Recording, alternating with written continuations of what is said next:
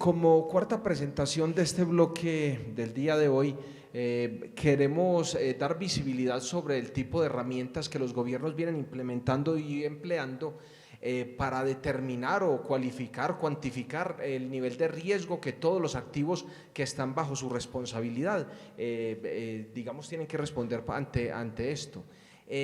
Para eso invitamos el día de hoy a Salvador Pérez, al maestro Pérez, especialista en temas de finanzas y riesgos, director de la empresa Pimblos y actualmente asesor senior para diferentes instituciones multilaterales, Banco Mundial, BID, entre otros. Por favor, Salvador, mil gracias. Pues muchísimas gracias, muy buenas tardes a todos y gracias a todo el equipo de RN por la invitación. Pues a mí me encomendaron la tarea de comentarles un poco acerca de la visión y las cosas que hacen los gobiernos como clientes, como se ha venido hablando a lo largo del día, para tomar decisiones en materia de gestión de riesgos. Y sin duda, ya hemos escuchado a lo largo de la mañana, de manera reiterada, que una de las partes medulares es contar con información, lo acaba de decir Luis, análisis técnicos, información científica, etcétera. Por lo tanto, yo les voy a comentar acerca de las herramientas con las que pueden contar los gobiernos estatales para tomar hacer efectivamente esa gestión de los riesgos de desastres. Básicamente les comentaré a partir de un marco general sobre la gestión integral de riesgos, que en esto quisiera que quedara muy reforzado, que el tema de gestión de riesgos no solo son la parte financiera, no solo son los seguros, no solo son los modelos, y ya lo verán, y sobre un par de herramientas puntuales que son las que comúnmente utilizan los gobiernos, ya sea a nivel estatal, a nivel federal o nacional, en México, Latinoamérica y en general alrededor del mundo. Estoy hablando de lo que se conoce como atlas de riesgos y de instrumentos financieros. Bueno, en principio permítanme comentarles un poco, tomando como fuente, seguramente algunos conocen algunas referencias de otros organismos, pero tomando como referencia los principios que maneja el Banco Mundial en materia de un marco global para la gestión integral de riesgos. Y hablando de 5 principios básicos, ya lo hemos reiterado, o sea, dicho durante la mañana, el tema de la identificación es básico, ¿no? Entender qué nos puede afectar, ¿no? Después entraremos al cómo, y ya lo explicó muy bien Luis y algunos otros ponentes, pero es identificar qué nos puede afectar, en qué y cómo. Después, no solo que debemos de quedarnos ahí, hemos visto ejemplos en que se toman medidas específicas, pero todos sabemos que en el contexto actual, un tema que debe ser impulsado de manera importante es reducir ese riesgo. No solo es identificarlo y saber qué nos puede afectar, hay que tomar medidas, y una de ellas contundente debería ser, en la medida de lo posible, la reducción de ese riesgo. Por otro lado, además de identificar después el riesgo, es importante saber que cuando viene un desastre, la inminente ocurrencia del mismo, para cuando esto suceda, tenemos que estar preparados. Entonces, los gobiernos, con su alta responsabilidad social y de políticas públicas, saben que deben de estar preparados para ese momento. Una cosa es reducir en la medida de lo posible y otra cosa es prepararse para cuando venga. Posteriormente, otro siguiente pilar del cual hemos escuchado bastante a lo largo del día, hoy profundizaré un poquito más, es el tema de la protección financiera. Es decir, no solo prepararme para cuando suceda, sino ya que sucedió, ¿cómo actúo? Necesito recursos, y esa es la protección financiera. Y un tema que desde mi punto de vista y con la experiencia que tengo de más de 20 años, los gobiernos están todavía en un proceso incipiente, tiene que ver con la recuperación resiliente. Creo que mi colega de GIZ ya lo mencionaba, entendemos el riesgo, sabemos, tomamos medidas, sucedió, nos preparamos, tenemos instrumentos financieros y parece que ya hay que volver a la normalidad. Y creo que en la mañana todos escuchamos el tema de Acapulco, ¿no? El gran reto hoy es volver a la normalidad, pero esa normalidad no tiene que ser exactamente como estábamos ayer, ¿no? Y perdón si de repente en temas de seguros alguien dice, ups, antes había que dejar el bien como se encontraba. En términos de manejo integral de riesgos, eso no aplica. La recuperación resiliente tiene que ver con estar mejor de lo que estaba antes, estar mejor preparado, tener mejores construcciones, ya han dicho el tema de los códigos, tener mejores instrumentos, estar mejor preparado. Entonces, ese tema de la recuperación resiliente es en donde los gobiernos tienen un gran reto para llevar a cabo acciones de sensibilización con la población, de mayor inversión pública, de un punto de vista más resiliente. En fin, dado este marco, permítame entrar en en materia de esta gráfica, que por supuesto la de Luis estuvo muchísimo más padre, ¿no? Porque es mucho más técnica, pero de alguna manera quiero que tengan en cuenta que hablando de las herramientas de gestión de riesgos, hay un marco normativo que hoy impulsa a que los gobiernos estatales y municipales en México lleven a cabo el entendimiento del riesgo. Y aquí está el concepto textual de la ley, que sin tanta rimbombancia como a los actuarios, ingenieros y financieros que estamos aquí nos interesa, pues ahí dice, ¿no?, que riesgo es un daño o una pérdida probable sobre un agente afectable, exposición, ya dijimos ahí todos exposición, resultado de interacción entre la vulnerabilidad, ya hay terminología más técnica, y la presencia de un agente perturbador. En el caso del concepto de la Ley General de Protección Civil, no solo es un agente perturbador de origen natural, también lo puede ser de origen antrópico, como lo veremos adelante. Entonces, quiero poner solamente esta referencia, porque de alguna manera, bajo ese concepto, ahí está el sustento legal, normativo, que impulsa que los gobiernos hagan lo que hemos venido platicando durante la mañana. Tomar acciones para entender, identificar y, en este caso, gestionar el riesgo. Bueno, vamos a hablar de la primera herramienta que tiene que ver con los atlas de riesgo, ¿no? Es un concepto que suena bien rimbombante, es un concepto que dice, bueno, el riesgo todos lo entendemos, ¿no? Pero lo que ha estado sucediendo a últimas fechas, en los últimos años, sobre todo a nivel local, que eso es súper importante, es que entender, y aquí abajo de nuevo tienen la definición específica de lo que es un atlas de riesgo, porque a lo mejor antes que hubiera entrado, les puedo apostar que hago una encuesta, y había quienes me decían desde un atlas que era un mapa dibujado, un atlas de riesgo, pensaba a lo mejor muy sofisticado en un sistema de información geográfica con mucha información. Atlas de riesgo, a lo mejor alguien pensaba que era simplemente la aplicación de la fórmula de los 3 componentes para calcular el riesgo, pero al final ahí está. El concepto nos dice, en pocas palabras, que es a través de un punto central, un sistema, tenemos que tener información de todos los componentes que venimos platicando, ¿sale? Y ponerlos a hacer que interactúen de alguna manera para que el tomador de decisión, que es el gobierno, diga, ahí está lo que se llama exposición en la formulita, en la grafiquita que mostré yo ahorita y la que tenía Luis, es exposición y se ve muy bonito. Bueno, pero ¿y eso qué hace? ¿Dónde lo pongo para la toma de decisiones? En un atlas, la información está ahí a nivel geográfico. Está la información de las amenazas y está sobre todo algo muy importante, o debería de estar en muchos de los casos, que es efectivamente eso que tanto hemos venido platicando, la combinación de los 3 elementos para determinar el riesgo. Y entonces yo como gobierno poder llevar a cabo diferentes acciones a partir de analizar lo que está ahí en términos de información. ¿De acuerdo? Como ven ahí en el atlas, el mandato es que estos sistemas o estas herramientas con las que cuenten los gobiernos municipales o estatales o nacionales tengan tanto la información de exposición, peligros, y ya les decía, no solo los de tipo que provienen de fenómenos naturales. Ya decían, creo que las colegas previas, hay otros riesgos que no dependen de la naturaleza, dependen en otros casos del hombre o de otro agente externo que no necesariamente tiene un efecto completamente contingente, ¿no? Y bueno, al final del día existe justamente esta posibilidad de que los gobiernos, tanto estatales como municipales, lleven a cabo el análisis y por lo tanto, y esto lo pongo aquí, aunque parece se ve medio feo, pero creo que es algo súper relevante. En mi experiencia, los primeros años que se empezaron a construir los atlas de riesgo, sucedía lo que les comentaba hace ratito. No había una norma específica de cuáles eran los elementos básicos para hacer un atlas de riesgo y por lo tanto cada quien lo hacía al entender. Alguien muy técnico, alguien más geográfico, alguien simplemente con una compilación de información estadística por todos lados.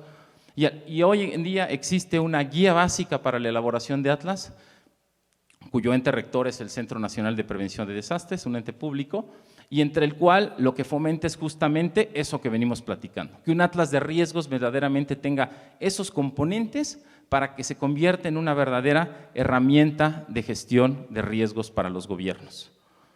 Y en ese tenor, algo súper importante es que ahora los gobiernos ya empiezan a utilizar los atlas como una verdadera herramienta. Antes era para cumplir un requisito. Era, tengo mi sistema, se ve bonito, está el mapa, está el sistema, etcétera. Y en muchos casos había algo súper importante, que no me dejarán mentir por ahí, Eduardo, antes los primeros atlas eran atlas de peligro, ¿no? Realmente eran atlas de peligro, no eran atlas de riesgo. han ido evolucionando, al menos de una manera con mucha mejor intención, pero entonces lo importante es que hoy los atlas están sirviendo como una herramienta para hacer esquemas o al menos impulsar decisiones en materia de ordenamiento territorial, desarrollo urbano, ¿no? Ya nos decía también Daniela, pues con esos elementos puedes hacer inversiones con un perfil más resiliente, con un enfoque más preventivo. Permiten a los gobiernos decir, ahora sí, ¿cómo puedo impulsar o dirigir mi reglamento de tipo constructivo o para hacer otro tipo de medidas de manejo de riesgos? Porque ya sé qué me dice el mapa, la exposición, el tema de riesgo directamente en el atlas, ¿no? Por otro lado, proporcionan acciones para hacer una de las medidas que les decía, temas de preparación, ¿no? Cuando vienen los fenómenos son inminentes, tienes que estar preparado para actuar en su momento. Y finalmente, una parte importante, que aquí los que conocieron en su momento un mecanismo más o menos parecido al Atlas que se tenía a través del gobierno federal por parte de la Secretaría de Hacienda, que eran las estrategias de gestión integral de riesgos, la diferencia es que el Atlas no llega hasta el final y diseña instrumentos financieros, sino el Atlas te dice, aquí está la información, ahora sí, utilízala para lo que tú quieras. Entonces, en esta última área es donde he estado escuchando en la mañana y por obvias razones, hay un área de oportunidad importante en donde muchos de los entes que estamos aquí, ya sea desde la consultoría técnica, las aseguradoras, etcétera, etcétera, existe la oportunidad de impulsar a que estos gobiernos tomen la información de riesgos y la transformen en soluciones de tipo financiero. Que esa es justamente la otra herramienta que hoy también afortunadamente muchos gobiernos ya vienen utilizando. Antes, y sin que nadie se ofenda, compraban los gobiernos estatales y municipales los seguros que las aseguradoras les ofrecíamos, sabiendo o no que pudieran hacer los riesgos suficientes, las coberturas, los alcances, la disponibilidad presupuestal, etcétera. Hoy, los gobiernos, para hacer un diseño de esquemas de protección financiera, toman en cuenta, sí, lo que tenemos del lado derecho, ¿no? Ya vieron que se parece mucho a lo que mostró Luis, las famosas curvas de excedencia de pérdida, en donde determinas de qué tamaño es tu pérdida, para qué tipo de eventos. Es decir, la información técnica, ahí está.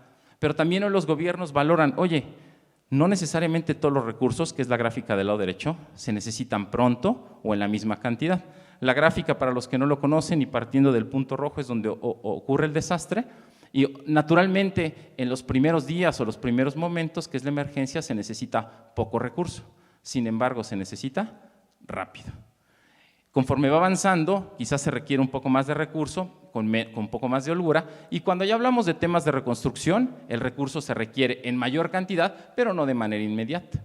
Entonces, si empezamos a combinar elementos, me refiero como cliente gobierno, del conocimiento técnico del riesgo, ¿de qué nivel de pérdida? Entonces ahora sí, no necesito un seguro que cueste o que me cubra como límite máximo 10 millones. O si lo compro por 10 millones es porque sé que hay pérdidas esperadas a un cierto nivel, etcétera, etcétera, de ese tamaño, pero también sé que el tipo de productos, ya en la mañana a Carlos, Mario y demás nos dieron una muy buena clase de seguros paramétricos y aprendimos que los paramétricos reaccionan rápido, pero que probablemente no pagan tanto.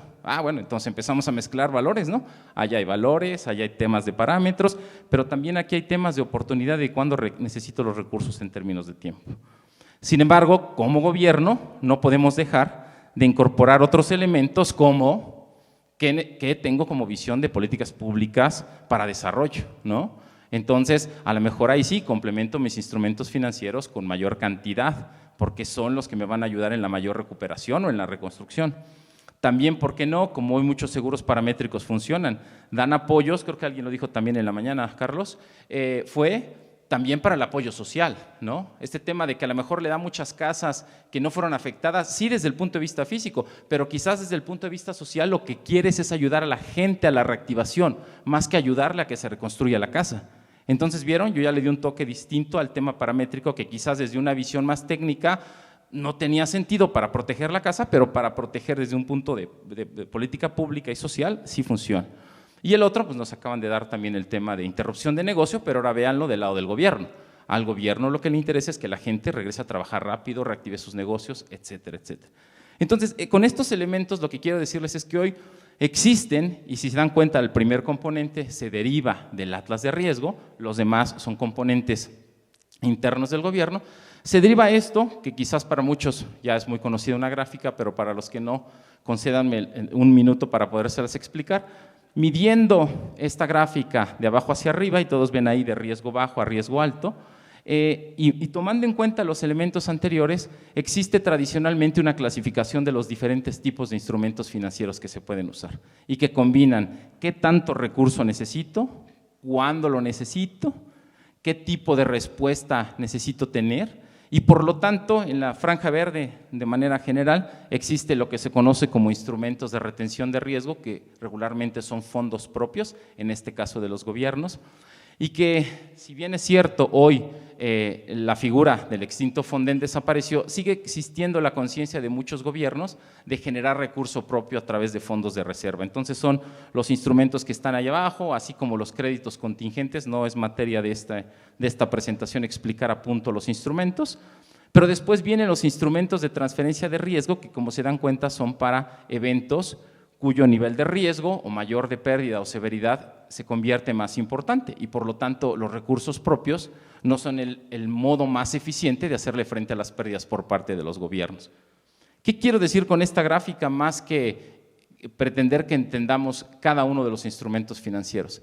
La visión de los gobiernos es: ya entendí el riesgo, ¿sí? Ya sé por dónde va, ya sé mis necesidades en términos de política pública, pero también ya sé cuál puede ser el uso diverso que le puedo dar a los instrumentos y para qué me sirve.